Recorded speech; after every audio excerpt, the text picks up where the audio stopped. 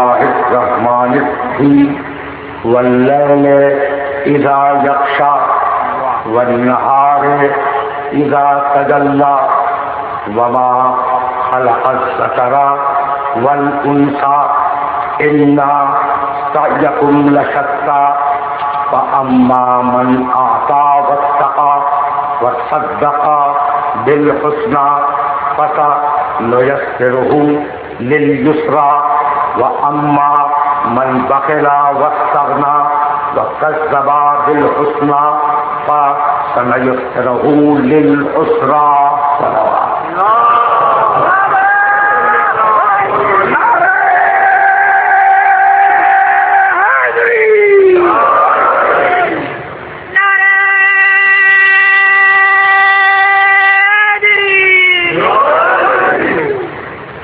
عزیزان محترم، آج ہم پھر انتہائی درد اور رنج کی کیفیت میں اس بات کا اعلان کرنے پر مجبور ہیں کہ ہمارے ساتھیوں کو مجلس اعضاء میں سوگواری کرتے ہوئے اور عزاداری کرتے ہوئے اٹک کے ایک قریبی گاؤں میں شہید کر دیا گیا. لیکن سمجھ میں یہ نہیں آتا کہ کرسیوں کے چکر میں رہنے والے لوگ ان مسائل کو حل کرنے کی کوشش کیوں نہیں کر رہے ہیں. یہ مجلس ہے ایک مظلوم کی یاد میں قائم کی گئی ہے. یہ عزاداری ایک مظلوم کی یاد میں ہے.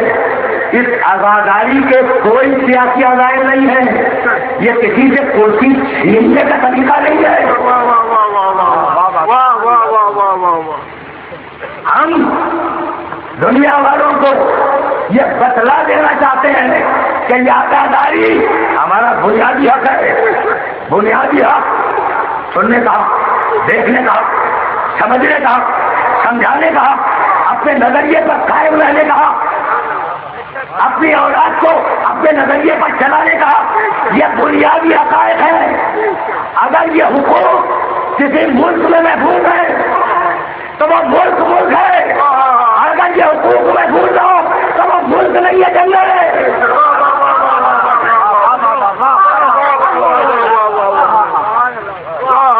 وہ ملک نہیں ہے، وہ ملک جنگل ہے. اور اس ملک کا چھوٹا ہو یا بڑا، چھوٹا افسر ہو یا بڑا افسر، چھوٹی کرسی کا بیٹھنے والا ہو یا بڑی کرسی کا بیٹھنے والا، وہ جنگل کے قانون سے عمل کر رہا ہے. عجیب مرحلہ ہے، عجیب مرحلہ ہے. میں نے 28 سال میں کم سے کم 10 مرتبہ اس ممبر سے احتجاج کیا ہوگا کہ ہمارے عزاداروں کو خون میں کیسے جلایا جا رہا ہے اور حکومت نوٹس کیوں نہیں دیتی. آج میں احتجاج نہیں کروں گا، آج میں تنبیہ کروں گا کہ اگر اس انتشار کو بند نہ کر سکے، اگر اس انتشار کو روک نہ سکے تو تمہارا ملک ٹوٹ جائے گا. ایٹم بم کام نہیں آئے گا.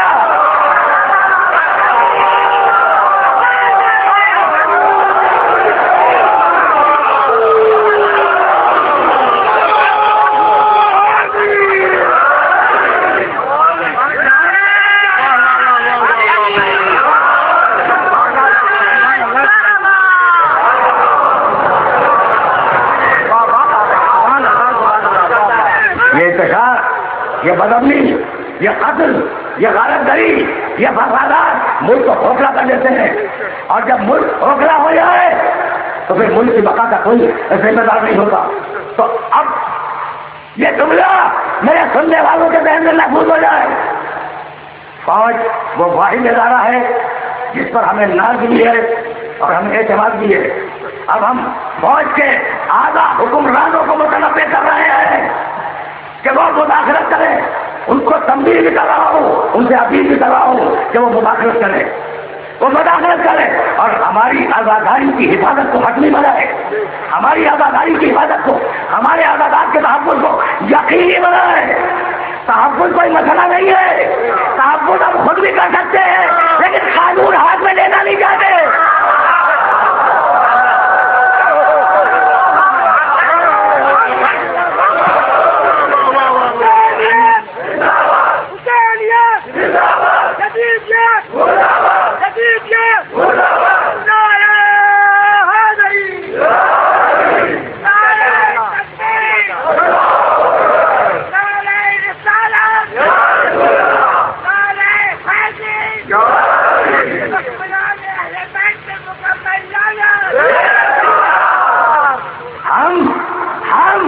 شرافت آل محمد کے نقیب ہیں، ہم شرافت آل محمد کے نمائندے ہیں، ہم یہ ہمارا دعویٰ ہے۔ اب جو بھی ہو جدید کا نمائندہ،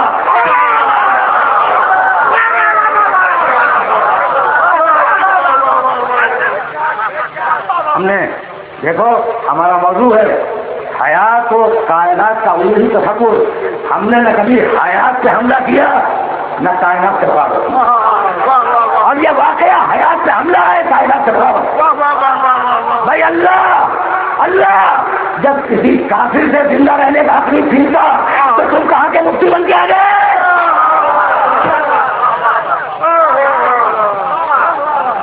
سمجھ آئے نا بات کو؟ اچھا تو زیادہ وقت نہیں لوں گا میں، یہ جو کائنات تھا وہ میں نے کہہ دیا، اور اب میں اپنے موضوع سے متصل ہوا، حیات و کائنات کا عروجی تصور۔ دیکھو یہ میں نے اپنا حق مانگا ہے، تمہارا حق مانگا ہے، کتنا بنیادی حقوق ہے نا، حق مانگنا کوئی عیب تو نہیں ہے بھائی، ہم تو قانون پر شہری ہیں، ہم اپنے دستور کا احترام کرتے ہیں، اپنے قانون کا احترام کرتے ہیں۔ بھائی عجیب بات ہے، اب میں ملک کے سب سے بڑے حکمران سے یہ جملہ کہوں گا کہ بھائی اپیل کرتا ہے یہ مجمع کہ دہشت گردی کو روکا جائے، اس لیے کہ دہشت گردی کو نظر انداز کرنا خود بہت بڑی دہشت گردی ہے۔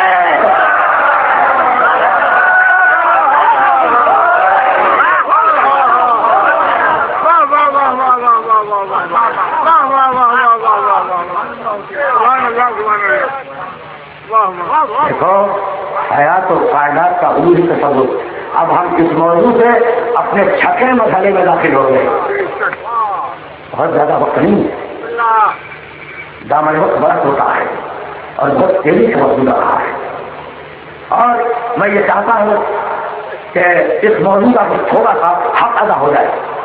تو اب ظاہر ہے کہ میں پچھلی گفتگو کو دوہرا کر مربوط نہیں کر سکتا اس مسئلے پر، لیکن ایک بار تمہاری خدمت میں عرض کرتا جاؤں کہ حیات کے سلسلے میں قرآن مجید کے دو تصور دیے ہیں، ایک دنیا والوں کا اور ایک اپنا۔ قرآن کا اپنا ایک تصور ہے، اور قرآن نے بار بار مادی تصور کو اور دنیاوی تصور کو بار بار بیان کیا ہے۔ آواز بھی قالو، کیا عجیب و غریب آیت ہے، قالو ان ہی الا حیاتنا الدنیا وما نحن بمبعوثین۔ کہنے لگے یہ مادی لوگ، دنیا میں الجھے ہوئے لوگ کہنے لگے کہ بس یہ دنیا ہے اور یہی بس زندگی، یہ دنیا ہے اور یہ زندگی ہے، وما نحن بمبعوثین۔ اب ہمیں اٹھ کے دوبارہ دنیا میں واپس نہیں آنا۔ آیت ہے قرآن مجید کی، ان کے قول کو کوٹ کر رہا ہے، قالوا ان ہی ان ہی الا حیاتنا الدنیا نموت ونحیا وما نحن بمبعوثین۔ کہتے ہیں کہ بس جتنی بھی زندگی ہے یہ تھوڑی سی دنیا کی زندگی ہے، تھوڑی سی دنیا کی زندگی ہے، نموت ونحیا، اور اسی زندگی میں ہم پیدا ہوتے ہیں، مر جاتے ہیں، جیتے ہیں، مر جاتے ہیں، یہ سلسلہ چلتا رہے گا۔ وما نحن بمبعوثین، اور اب ہمیں دوبارہ اٹھایا نہیں جائے گا۔ یہ دوسری آیت سورہ سجدہ میں آواز دی، عجیب و غریب بنائی ہے، عجیب و غریب بنائی ہے۔ مشرک کہتے ہیں، بے دین کہتے ہیں، مادی لوگ، دنیاوی لوگ کہتے ہیں، اور اعزاز گلنا کیا کمال کیا ہے، اعزاز گلنا کی عرض لفی خلق جدید۔ جب ہم مر کر قبر میں گمنام ہو جائیں گے تو یہ نبی کہاں سے کہہ رہا ہے کہ ہمیں دوبارہ اٹھا دیا جائے گا؟ 3 آیتیں ہو گئی. یہ حیات کا مادی تصور ہے, حیات کا مادی تصور ہے. اور اب 4 آیت سب کو یاد ہوگی. وہ لوگ جو سورہ یاسین کی تلاوت روزانہ کرتے ہیں انہیں تو یقیناً یاد ہوگی. ضرب لنا مثلا ونسي خلقه وقال من يحيي العظام وهي رميم قل يحييها الذي انشاها اول مرة وهو بكل خلق عليم. یہ کہتے ہیں مشرک, یہ کافر, یہ بدین, یہ دنیا دار کہتے ہیں, کیا کہتے ہیں کہ یہ بوسیدہ قبروں کی سڑی ہوئی ہڈیاں. میں یحیی العظام, بھائی توجہ رکھنا, میں یحیی العظام وہی رمیم, قبریں بھی بوسیدہ ہو گئی, مٹی کا ڈھیر بن گئی, ان کی ہڈیاں بھی کھڑ گئی. اب انہیں کون زندہ کرے گا؟ بول, کیا عجیب و غریب جواب دیا ہے. پوری توجہ رکھنا ہے سورہ یاسین کی آیت پر. مادی تصور کیا ہے حیات کا وہ بتلا دوں تو پھر میں قرآن تصور کی طرف جاؤں گا. ضرب لنا مثلا ونسي خلقه وقال من يحيي العظام وهي رميم. کہتا ہے کہ ان سڑی ہوئی ہڈیوں کو کون زندہ کرے گا؟ کہہ دے پروردگار کہتا ہے, حبیب کہہ دے کہ اسے, اس ہڈی کو, اس سڑی ہوئی ہڈی کو وہی زندہ کرے گا جس نے انہیں پیدا کیا تھا. وہ ہوا کہ کل خلق علیم, اور وہ تخلیق کے ہر طریقے پر کنٹرول رکھتا ہے. بھائی ایک اعتراض اور 2 لفظوں میں اس کا جواب دیا. کہتا ہے کہ زندہ کون کرے گا؟ اعتراض کر رہا ہے, ضرب لنا مثلا, ہم پر اعتراض کر رہا ہے. وہ نسیا خلقہ, اور اپنی خلقت کو بھول گیا. جیسا 2 لفظوں میں جواب دے دیا. یہ اعتراض کرنے والا اپنی خلقت کو بھول گیا. ذرہ تھا, ہم نے گھاس بنایا, گھاس تھا, اس گھاس کو ہم نے جانور بنایا, جانور تھا, اسے ہم نے نطفہ بنایا, نطفے سے علقہ بنایا, علقہ سے مضغہ بنایا, مضغہ میں ہڈیاں بنائی, ہڈیوں پہ گوشت چڑھایا, گوشت چڑھانے کے بعد روح پھونک دی اور تجھے دنیا میں پیدا کر دیا. تو جو پہلی مرتبہ پیدا کر سکتا ہے کیا مرنے کے بعد دوبارہ پیدا نہیں کر سکتا؟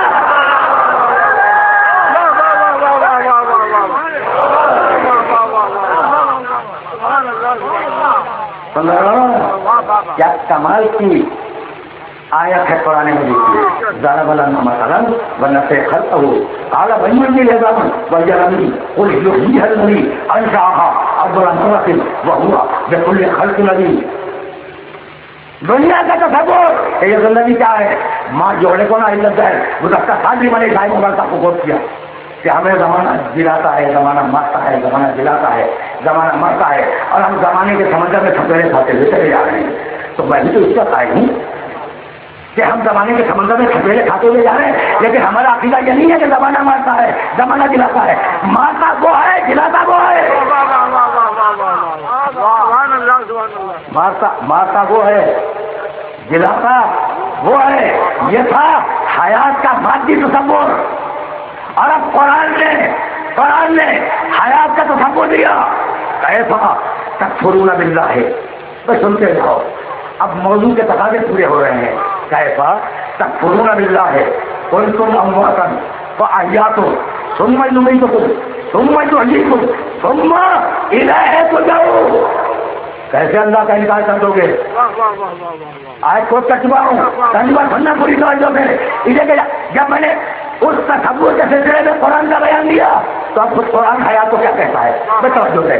کیسا تکفرون باللہ, تم کیسے اللہ کا انکار کر گے؟ تم امواتا, تم فضاؤں میں ذروں کی صورت میں دکھے تو نہیں. فاحیاکم, اللہ نے تمہیں زندگی دی. ثم یمیتکم, اور اللہ ہی تمہیں موت دے گا. ثم یحییکم, اور تمہیں اللہ پھر دوبارہ زندہ کرے گا. ثم الیہ ترجعون, اور پھر تم اس کی بارگاہ میں واپس چلے جاؤ گے. تو سارا مسئلہ رجا کے اللہ کا ہے.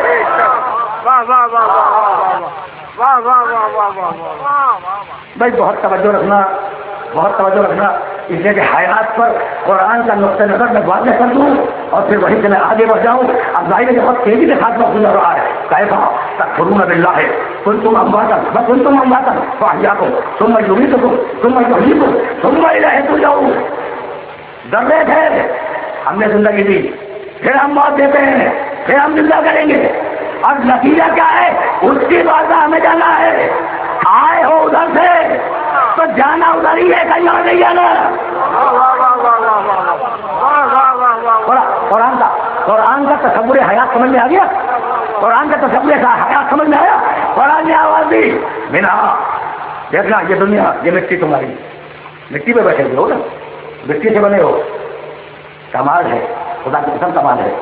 بڑھئی سے کہو کہ ایک ممبر بنائے ممبر کی شکل تو بن جائے گی لیکن لکڑی ہی رہے گی. خالق تو وہ بھی ہے نا خالق تو اس نے بھی کیا لیکن لکڑی کی شکل بدل دی لکڑی ہی رہی لیکن وہ ایسا خالق ہے کہ مٹی کو آدمی بنا دیتا ہے.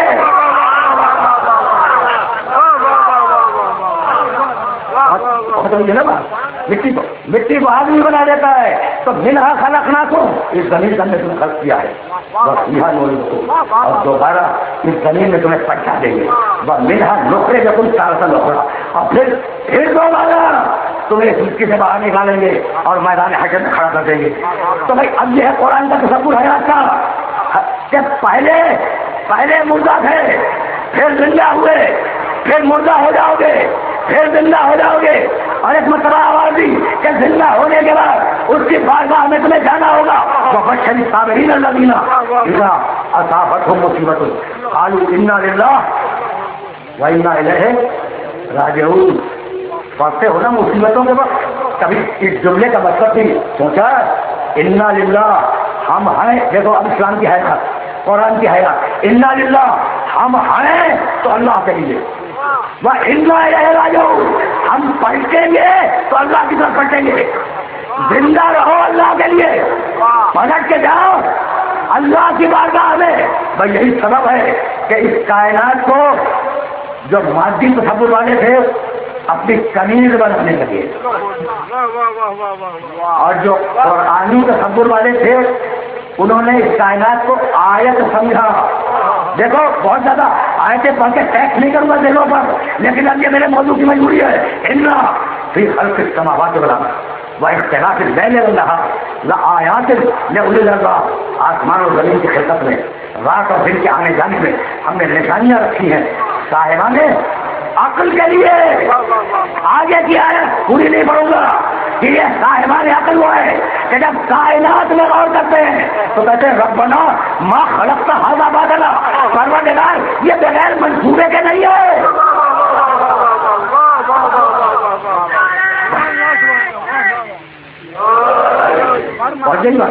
محمد بلند سے بلند تر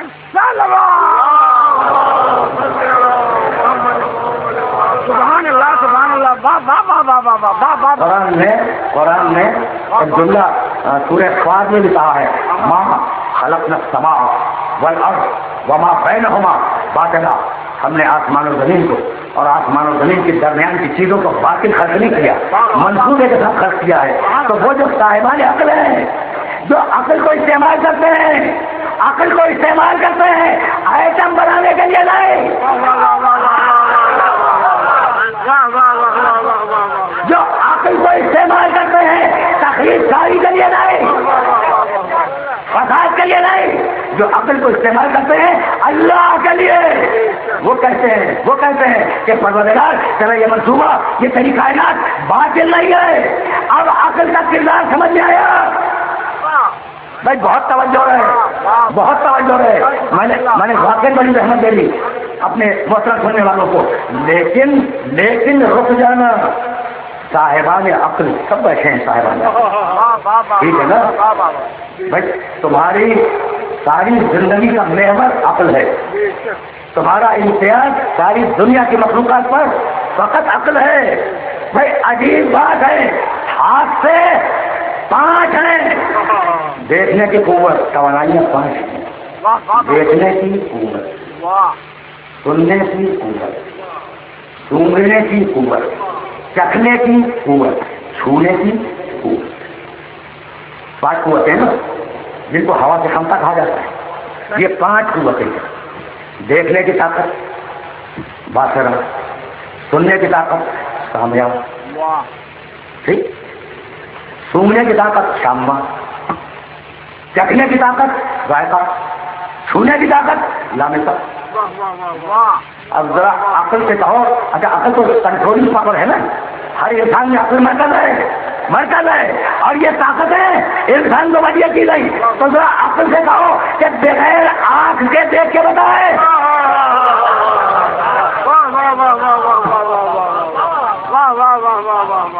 بھائی ایک سوال ہے میرا ایک سوال ہے کہ تم عقل مند ہو نا، تو بغیر آنکھ کے تمہاری عقل دیکھ کے بتائے۔ عقل سے کہو کہ زبان کے بغیر چکھ، کان کے بغیر سن، ہاتھوں کے بغیر ٹٹور، تو کہا بھائی ممکن نہیں ہے۔ دیکھتی تو عقل ہی ہے، سنتی عقل ہی ہے، چکھتی عقل ہے، چھوٹی عقل ہے، مگر ان حصوں کے ذریعے چھوٹی ہے۔ تو جب تمہاری عقل وسیلے کے بغیر کام نہ کر سکے تو دنیا وسیلے کے بغیر کیسے چلے گی؟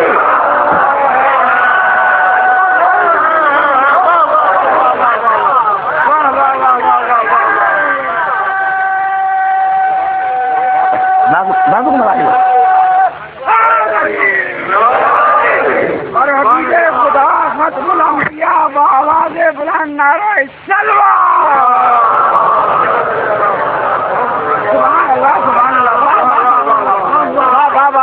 عجیب مرحلہ ہے نا فکر کا۔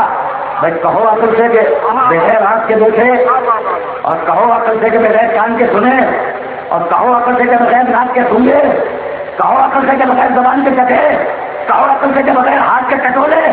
بھائی ان وسیلوں کی مدد سے کام ہو رہے ہیں، تو تمہاری اکیلی عقل مجبور ہے آنکھ سے دیکھنے پر، کان سے سننے پر، ناک سے سونگنے پر، زبان سے چکھنے پر، ہاتھ سے ٹٹولنے پر، تو اکیلی عقل 5 وسیلے چاہ رہی ہے۔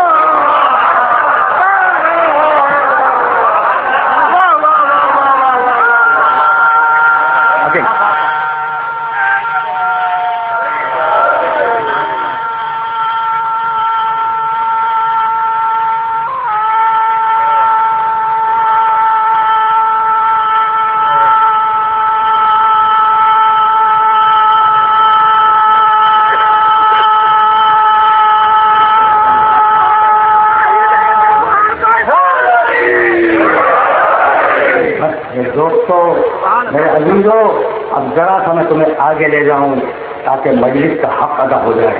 بس عجیب بات ہے، تو عقل مرکز ہے، عقل سپریم ہے، عقل سب سے اعلیٰ ہے، مگر 5 وسیلوں کی مدد سے کام کر رہی ہے۔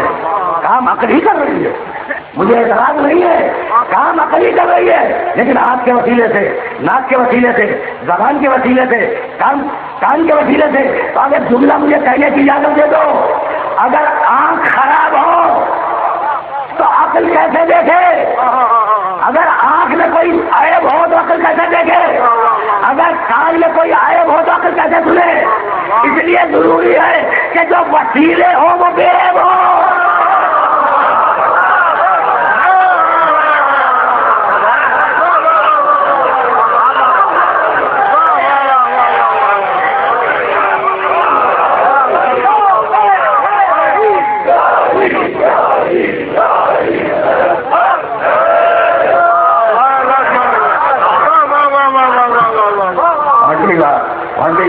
میرے محترم سننے والوں سے، تو اب یہ تمہاری حیات مستعار، یہ چھوٹی سی زندگی، ان میں وسیلے بے عیب ہیں، ان میں وسیلے بے عیب ہو تو اللہ اور بندوں کے درمیان عیبات داخل ہو جائیں گے۔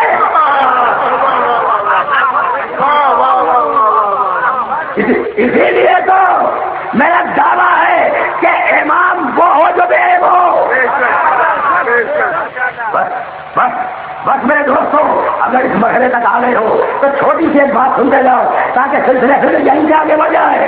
امام وہ ہو جو بے عیب ہو، اگر رسول بے عیب، امام بے عیب، یعنی کمال کی بات ہے۔ امام علی ابن موسیٰ علیہ السلام کو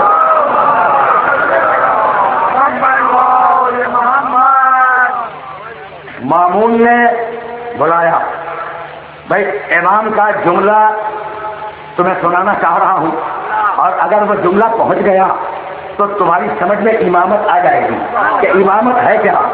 جب مامون الرشید کے دربار میں امام آ کے بیٹھے تو اس نے کہا فرزند رسول، آپ کے باپ دادا کی حکومت میں آپ کو واپس کرنا چاہتا ہوں۔ کہا نہیں، مجھے نہیں چاہیے۔ بھائی سنو میں یہ جملہ سن لیا تم نے بادشاہ کا؟ بادشاہوں کے حکمرانوں کے جملے ہوتے ہی پالیسی ہے۔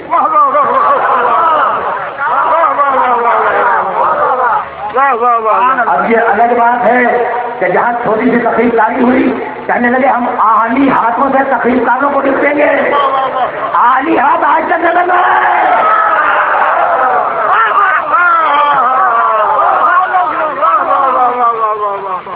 سمجھ رہے ہو نا؟ تو یہ تو طریقہ ہے بادشاہوں کا حکمرانوں کا۔ اچھا تو کیا کہا بادشاہ نے؟ بادشاہ نے تمہارے امام سے کیا کہا؟ بادشاہ نے کہا کہ فرزند رسول آپ کے باپ دادا کی حکومت میں آپ کو واپس کرنا چاہتا ہوں۔ اچھا تو مان لیا نا بادشاہ نے کہ حکومت رضا کے باپ دادا کی ہے، اس کے باپ دادا کی نہیں ہے۔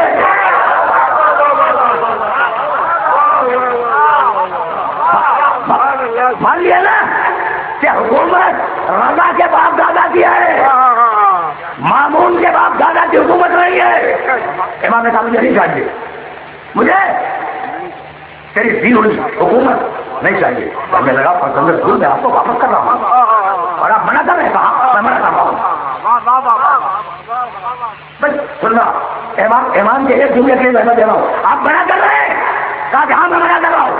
جھنجلا گیا مامون جھنجلا گیا، کہنے لگا کہ میں آپ کو حکومت واپس کر رہا ہوں اور آپ منع کیے جا رہے ہیں۔ تو ایک مرتبہ امام نے مسکرا کے کہا کہ جو واپس کر رہا ہے اس کی طلب ہم نے کی کب ہے؟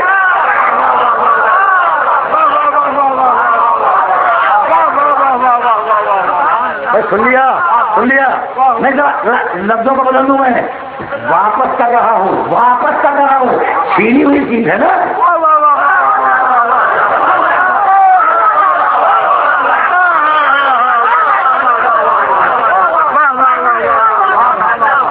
چھینی ہوئی چیز ہے بھائی، واپس وہی چیز کی جائے گی نا جو چھینی ہوئی ہو اور مالک کو پھر دے دی جائے۔ تو مان لیا مامون الرشید نے کہ یہ حکومت آل محمد سے چھینی ہوئی ہے۔ سننا جملہ ہے میرے امام کا، یہ حکومت آل محمد سے چھینی ہوئی ہے۔ تو ایک مرتبہ میرے امام نے آواز دی کہ جو چیز تو واپس کرنا چاہ رہا ہے اس کی ہم نے خواہش کب کی؟ جو چیز تو واپس کرنا چاہ رہا ہے اس کی ہم نے خواہش کب کی؟ اور جو ہمارے پاس ہے اسے چھینا کس نے جو واپس کرے گا؟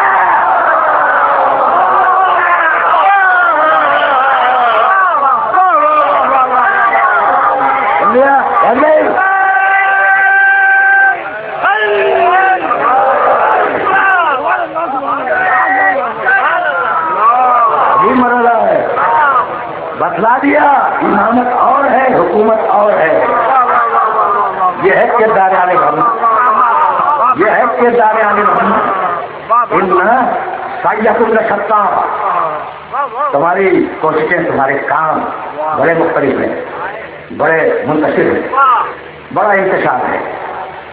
تمہاری کوششوں میں، تمہارے کاموں میں بڑا انتشار ہے، لیکن وہ جو تقوی اختیار کرے، عطا کرے اور خیر کی تحصیل کرے اس کی کوششوں میں انتشار نہیں ہوگا۔ وہ تھا 8واں امام اور تمہارا 4تھا امام۔ ایک شخص آیا شام سے، بس شام کا مزاج تو تم جانتے ہو، شام کا مزاج جانتے ہو نا۔ اقبال نے بھی، میں شعر پڑھنے کا عادی نہیں، لیکن اقبال نے بھی شامی مزاج کو اچھا نہیں کہا۔ حقیقت ابدی ہے، مقام شبیری۔ اچھا بھائی، دوسرا کا تو بتلاؤ، ادھر سے کوئی آوازیں بدلتے رہتے ہیں. اب دیکھیے اختلاف ہو گیا, یہی سنانا چاہ رہا تھا. دوسرا نکلا کوئی اس طریقے سے پتا بدلتے رہتے ہیں انداز کوفیو شامی, بدلتے رہتے ہیں انداز کوفیو شامی. اقبال کا انتقال ہوا سن 1929 میں اور یہ ہے سن 2000. آدمی یہ نہیں بتا سکتا کہ صحیح مصرع کیا ہے, تو قرآن کو آل محمد کے بغیر کیسے سمجھ لو گے؟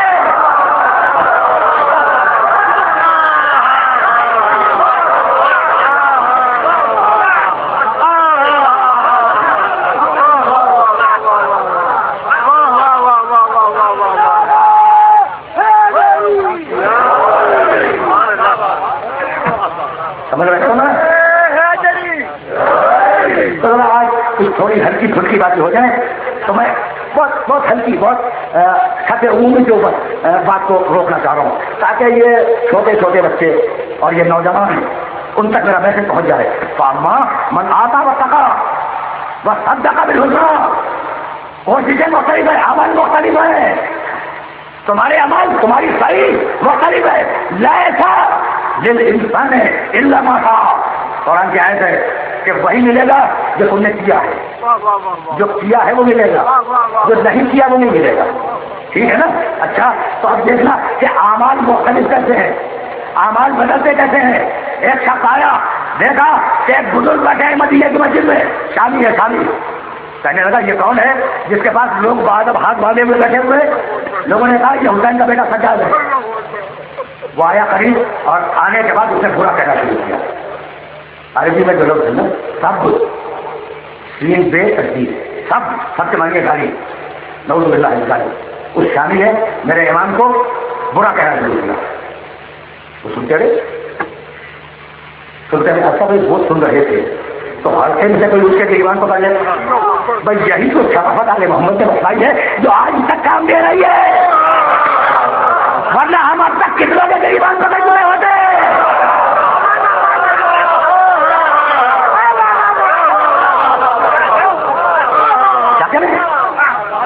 کیا کر رہی ہے؟ ہماری مجبوری ہے, خدا کی قسم ہماری مجبوری ہے. ٹھیک ہے نا؟ اچھا تو مجمع سے کوئی نہیں بولا, ایمان سنتے رہے. بھائی آخر آدمی جب برا کہے گا بھلا کہے گا تو گالیوں کا ذخیرہ ختم ہو جائے گا نا. ذخیرہ ختم ہو گیا. امام خاموش سن رہے ہیں, وہ گھبرا گیا. اب دیکھو تم اگر مجھ سے باتیں کرتے ہو اور میں منہ بند کر کے چپ یوں دیکھتا ہوں, 5 منٹ بھی تم بات نہیں کر سکتے. 5 منٹ گھبرا جاؤ گے. ہوا کیا تو ریئیکشن ہی نہیں ہو رہا. اچھا بھائی بات کا ریئیکشن بھی ضروری ہے, اس سے حیات کا پتہ چلتا ہے, زندگی کا پتہ چلتا ہے. ہم نے دوسروں کے استعمال بھی دیکھے ہیں جو قبرستان کا منظر پیش کرتے ہیں اور حسین کی مجلس بھی دیکھی ہے.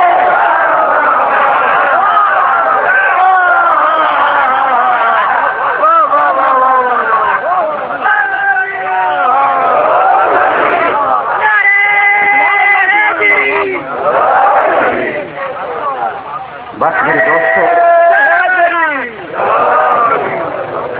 میرے دوستوں میرے عزیزوں, مجھے اب اجازت دو کہ میں اس کا جملہ دوہراؤں اور امام کا جواب تمہاری خدمت کرتا ہوں. اور پھر یہاں سے میں آگے بڑھ جاؤں. میں بار بار گھڑی دیکھ رہا ہوں کہ دامن وقت میں سے گنجائش نہیں ہے کہ میں سلسلے کلام کو آگے بڑھاؤں. اچھا جب گاڑیوں کا ذخیرہ ختم ہو گیا تو چپ ہو گیا. امام تم بول ہی نہیں رہے, گھبرا گیا. اب شرمندہ ہوا. اچھا بدمانی کیوں گئے؟ شرمندہ ہوا. کہنے لگا فرزند رسول اتنی دیر سے میں آپ کو برا کہہ رہا تھا اور آپ نے کوئی جواب ہی نہیں دیا. کہا جتنی دیر تک تم مجھے برا کہتا رہا اتنی دیر تک میں حق میں دعا مانگتا رہا.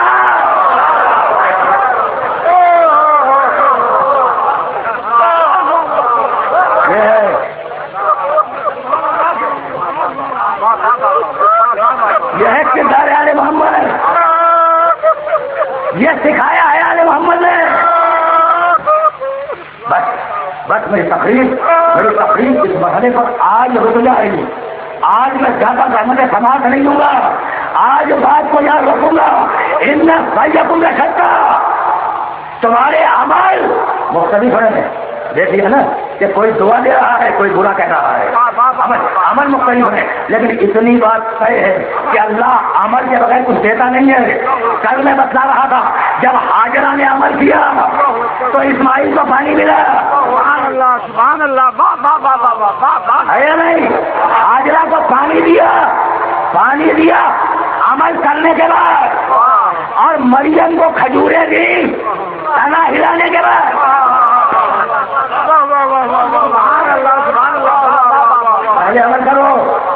پہلے عمل کرو پانی پھر ملے گا، پہلے عمل کرو غذا پھر ملے گی۔ بس میرے دوستو، میرے عزیزوں، تقریر رک رہی ہے بس پہلے عمل کرو پھر پانی دوں گا، پہلے عمل کرو پھر غذا دوں گا۔ تو مالک یہ 3 دن تک کعبے میں بن گیا تھا، تو جو پانی اور غذا بھیجا رہا وہ کس عمل کے نتیجے میں تھا؟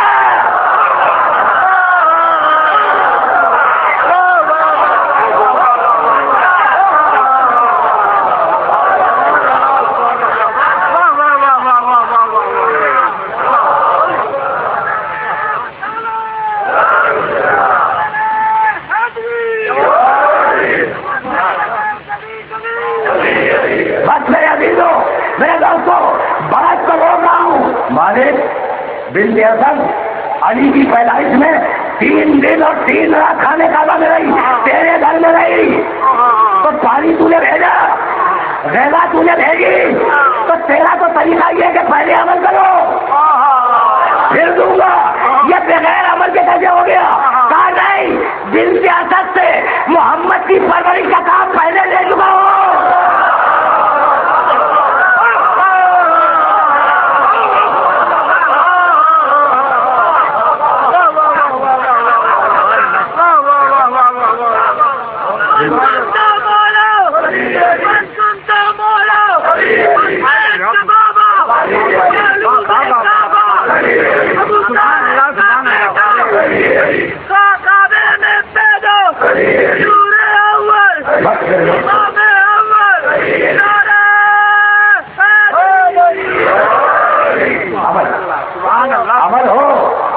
عمل ہو جب تیر ملے۔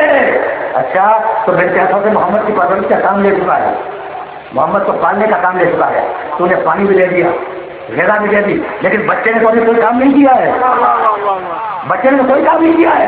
یہ اس کے غذا کا بندوبست کہا بھائی پچھلے انبیاء کی نصرت کی کس نے؟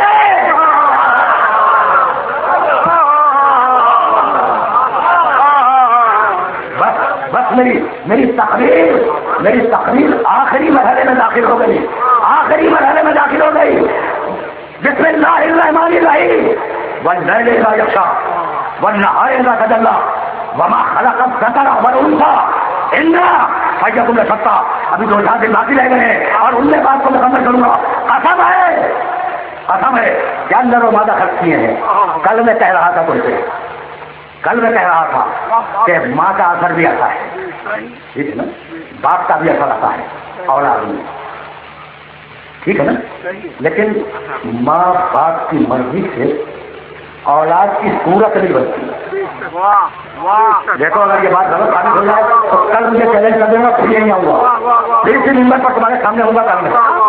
کیا بات ہے، چلو میری تمنا ہے کہ اولاد ہو جائے، عورت کی خواہش ہے کہ اسے اولاد ہو جائے، ماں باپ ملے اولاد ہوئی۔ اچھا تو خواہش کی کہ لڑکا گھوڑا پیدا ہو گیا ضروری ہے کہ گھوڑا پیدا ہو؟ خواہش ہے ماں باپ کی کہ نعت اونچی ہو، فتوا ہو، کہ یہ خواہش ضروری ہے کہ پوری ہو جائے؟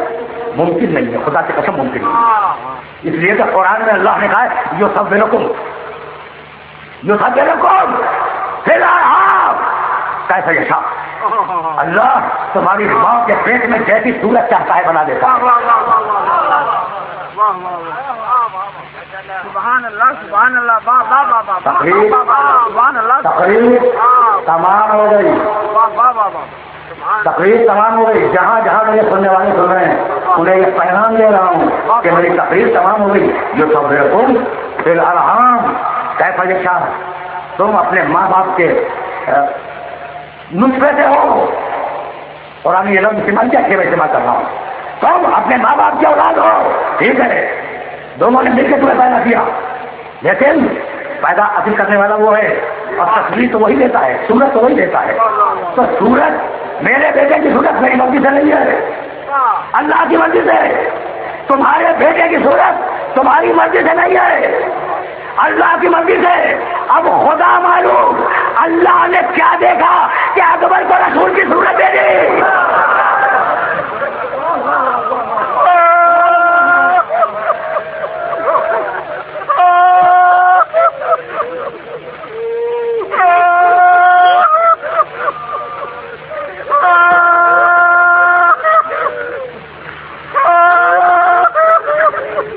میرے دوستوں, میرے عزیزوں, میں نے تو صرف اکبر کا نام لیا,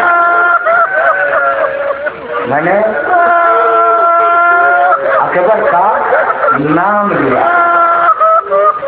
دیکھو حدیثوں میں ہے, حدیث کی کتابوں میں کہ حسن سر سے کمر تک رسول کے مشابہ تھے اور حسین کمر سے کلوں تک رسول کے مشابہ تھے. حسن رسول کی آدھی تھی, حسین رسول کی آدھی تصویر, علی اکبر رسول کی خود. پہچانو نا, ایسا پیارا بیٹا حسین کا, ایسا پیارا بیٹا کہ حسین جب وہ چلا ہے نا بیٹا جنگ کے لیے, تو حسین اس کے پیچھے پیچھے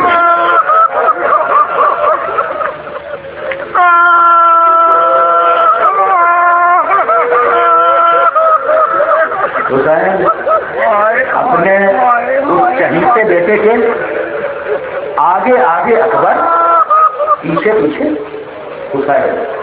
ایک شخص میں تم رو چکے اور تمہیں تو معلوم ہے کہ میں طویل مسائل نہیں پڑھتا. سنو چھوٹا سا ایک واقعہ سن لو.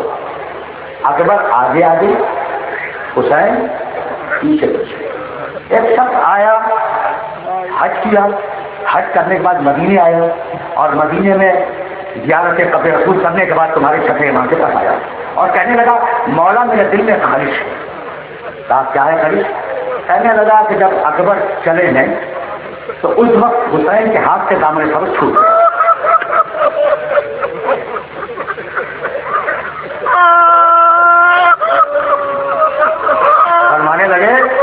فرمانے لگے کہ اس کا صبر, حسین کا صبر ملائکہ کو تعجب تھا, اور تو کہہ رہا ہے کہ دامن صبر ٹوٹ گیا حسین کے ہاتھ سے. کہا کہ ہم اور تھا.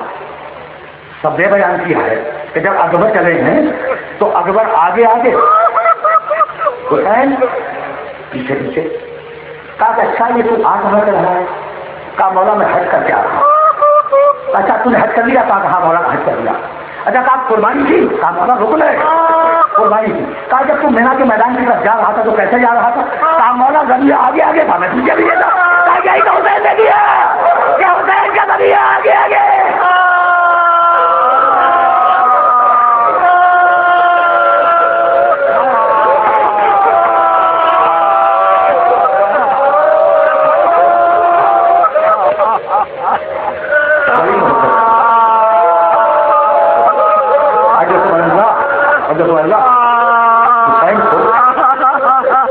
تم رو چکے نا, رو چکے تو اپنے مسائل نہیں پڑھ گا, ابھی تمام ہو گئے. بڑی محبت تھی. دیکھو جاؤ مقصد میں دیکھو. آج کے دن حسین نے عباس کے قاتل کو بددعا دی اور محمد کے قاتل کو بددعا دی. کسی بھی شہید کے قاتل کو حسین نے بددعا نہیں دی. لیکن جب اکبر شہید ہوا تو مخاطب کر کے کہا اکبر خدا تیرے قاتل پر لعنت ہے جس نے میرے رسول کی چھوی مٹا دی.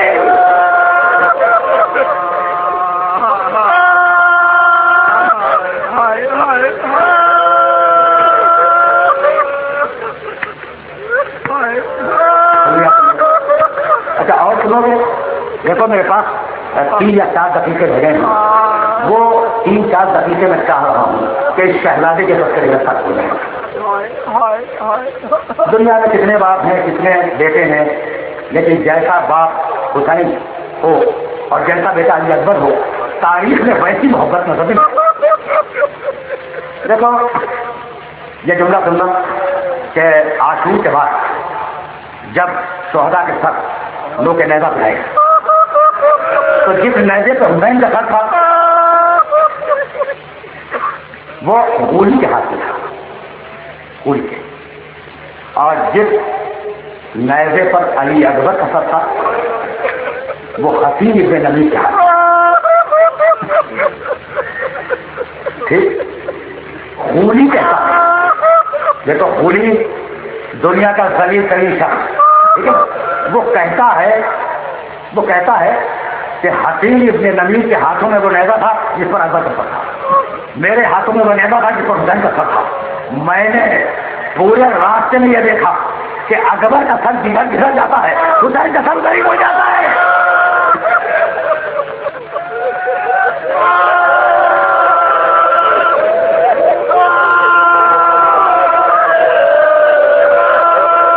پھر کبھی تفصیل میں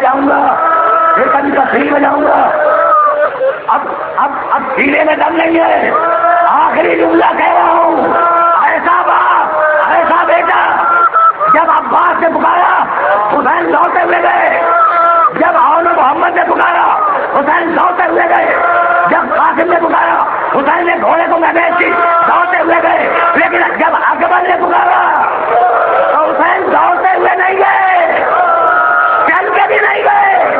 مقتل لکھتا ہے کہ جب اکبر نے آواز دی بابا میرا آخری سلام ہو، ایک مرتبہ حسین اٹھے، زمین پہ گر گئے، پھر اٹھے، پھر زمین پہ گر گئے۔ جب 3-4 مرتبہ حسین نے اٹھنے کی کوشش کی